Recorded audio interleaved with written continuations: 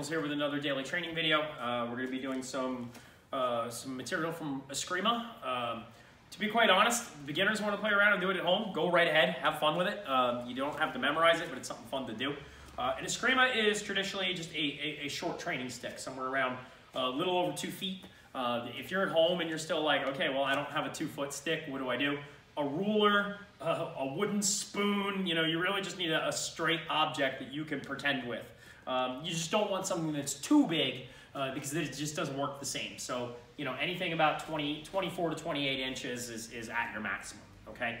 And Escrima is a blunt force object tool. We use it for hitting. So hitting with the flat end of it. We poke with the end of it. We use this bottom part called a puño to hit. When you're using an Escrima, traditional Escrima, you usually leave about a fist length or less at the bottom. You need a little bit of space, maybe an inch or two, to be able to use to hook and to hit with as well.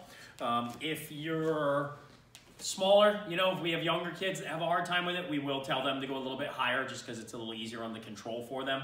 But if you're talking traditional, you're here.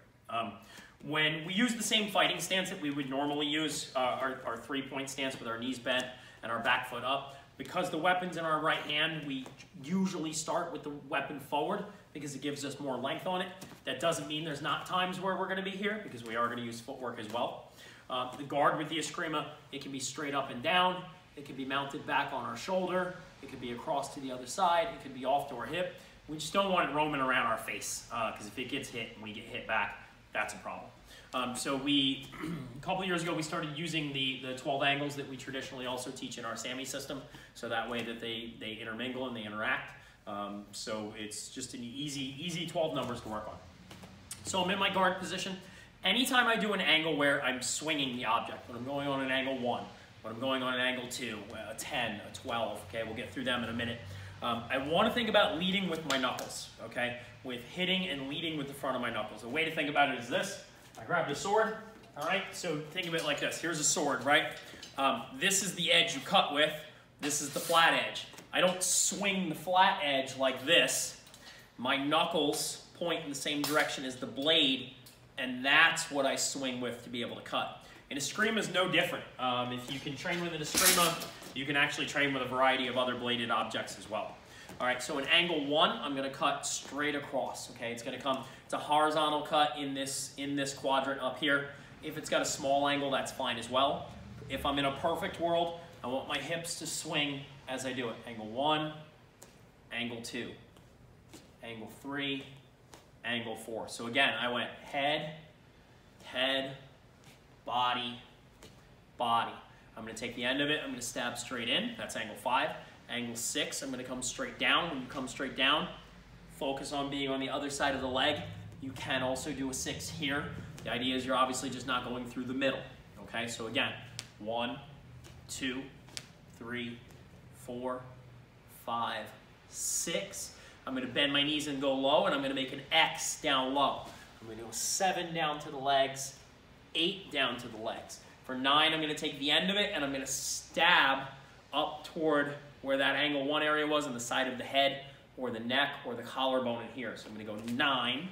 I'm going to cut all the way through 10. I'm going to cut from shoulder to hip, 10. I'm going to do that same stab I did on the other side. I'm just doing it in a reverse angle. It's a little awkward. All right, 11, and then I'm going to cut through 12. Okay, so again, just 1, 2, 3, 4, 5, 6, 7, 8, 9, 10, 11, 12, okay? So you can do those 12 angles, and obviously you can also do it with footwork. I could do it with V-stepping.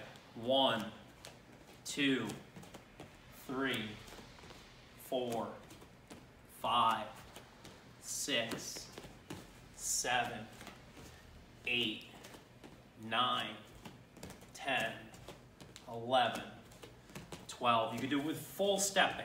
1, 2, 3, 4. You get the idea. I don't have to go through all of it. But you can do it with a variety of footwork, so that way you're not just standing still. We can also do the strikes. We can swing all the way through, right? Angle 1, angle 2, angle 3, angle 4, right? Or we can also hit with it. We can think about hitting and pulling. So 1, 2, 3, 4, 5, 6, 7, 8, 9, 10, 11, 12. We can hit with it. Try not to get in a bad habit of going 1, 2, 3, 4, right? You got to control it. Okay, when I do my angle 1, when I'm done with that angle 1, if you notice, the point of the stick is still pointed forward. 2 is pointed forward. 3 pointed forward. 4 pointed forward. So I want to hit and be able to stop the weapon, because if I flail all the way through, I'm leaving myself open for a counterattack. Whereas if I have control of the weapon, I can switch to something else at the same time. Now, the fun challenge then becomes to be, because I know you got time on your hands, do it with your right hand, guess what? What's your left hand? Angle 1, angle 2, angle 3, angle, you get the idea. You really want to challenge yourself. Okay, 2. Go get 2 wooden spoons from the kitchen. And now there are your dual Escrimas.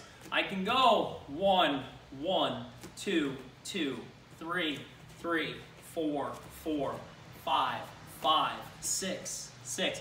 You can play around with doing 2 with the same angles.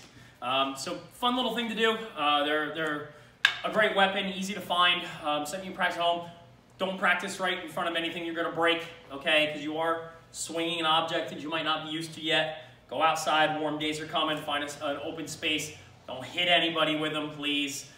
Send us videos. I want to see how you're doing. I'll make some corrections and help you guys out, okay? Hope everybody's doing well. Stay safe.